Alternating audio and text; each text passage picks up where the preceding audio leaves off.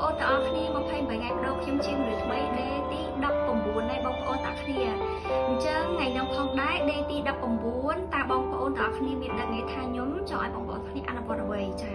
បងប្អូនដេទី19តាក់ទងទៅនឹងជំហានដ៏សែនស័ក្តិសិទ្ធិចាបងប្អូនការដឹងគុណដ៏សែនស័ក្តិសិទ្ធិអញ្ចឹងថ្ងៃនេះផងដែរចាមុននឹងដល់មេរៀនរបស់យើងបងប្អូនចាខ្ញុំសូមអរគុណសម្រាប់បងប្អូនទាំងគ្នានៅក្នុង Channel YouTube ទាំងអស់គ្នាដែលគាត់បានជួយ Subscribe វីដេអូរបស់ខ្ញុំម្នាក់មួយដើម្បីជាកម្លាំងចិត្តในការចែករំលែកមួយនេះអញ្ចឹងបងប្អូនទាំងគ្នារកការចែករំលែករបស់ខ្ញុំបើសិនជាបងប្អូនមិនយល់នៅចំណុចណាមួយបងប្អូនអាច comment ក្រោមវីដេអូរបស់ខ្ញុំបានចាហើយមួយទៀតបងប្អូននៅពេលដែលបងប្អូនអនុវត្តចាបានលទ្ធផលបែបណាអីឬក៏មិនបានយ៉ាងណាអីបងប្អូនអាច comment ក្រោមវីដេអូរបស់ខ្ញុំបានណាបងប្អូនណាចា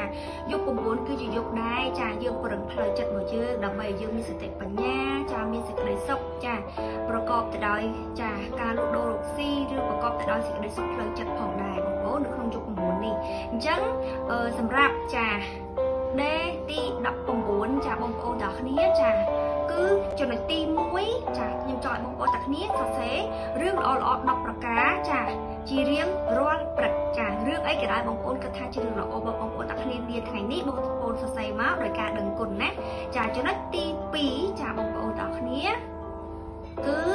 ខ្ញុំចង់ឲ្យបងប្អូនទាំងគ្នានៅក្នុងថ្ងៃហ្នឹងរាល់ជំហានរបស់បងប្អូនទាំងគ្នាគឺជាជំហានដ៏សែនស័ក្តិសិទ្ធិជំហានដោយការដឹងគុណអំណរអរគុណដោយពោលពាក្យថាអរគុណនៅក្នុងចិត្តគ្រប់ជំហានរបស់បងប្អូនទាំងគ្នាចា100ជំហានបងប្អូនធ្វើបានទេក្នុងថ្ងៃហ្នឹងចាភាគច្រើនគឺបងប្អូនមិនធ្លាប់ធ្វើទេការដឹងគុណនិងការអរគុណចំនួន100ជំហានគឺវាស្មើនឹង90វិនាទីបងប្អូនទាំងគ្នាណាចាអាចធ្វើបានទេចាបើបងប្អូនអាចធ្វើបានបងប្អូននឹងចាអាចបើកចាបេះដូងរបស់ចក្រវាឡបានហើយចាបងប្អូនអញ្ចឹងបងប្អូនទៅធ្វើតគ្នាណានៅនាថ្ងៃស្អែកចាហើយដល់ចំណុចទីចា3ចាបងប្អូនទាំងគ្នាគ្រប់ជំហានដែលយើងដើរដោយពាក្យអរគុណទាំងហ្នឹងគឺអរគុណដោយផុសចេញពីដួងចិត្តនៅខាងក្នុងមិនមែនគ្រាន់តែអរគុណតែមាត់ឬក៏អរគុណប្រយោលចោលទេអរគុណដោយប្រើបេះដូងយកទៅជាមួយរាល់ការធ្វើរាល់ការសាងបងប្អូនយកបេះដូងយកមកធ្វើណានោះបងប្អូននឹងទទួលបាននៅលទ្ធផលដ៏ជ្រាលជ្រាបពីចក្រវាឡដែលបានប្រទាននៅអ្វីល្អៗជាច្រើនចូលក្នុងជីវិតរបស់យើងចាហើយដល់ចំណុចទី4ចា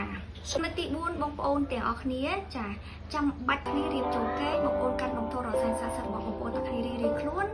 ហើយនិយាយរាល់រឿងរ៉ាវល្អៗនៅក្នុងថ្ងៃនេះអរគុណនិងដឹងគុណនៅរឿងល្អដែលបានកើតឡើងនៅក្នុងថ្ងៃនេះនិងអរគុណនិងដឹងគុណរាល់រឿងរ៉ាវល្អៗ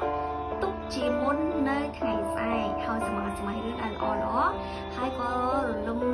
ជែងយ៉ាងមានក្តីសុខនាយុគនេះផងដែរចាជូនបងប្អូនទាំងគ្នាអនុវត្តបាន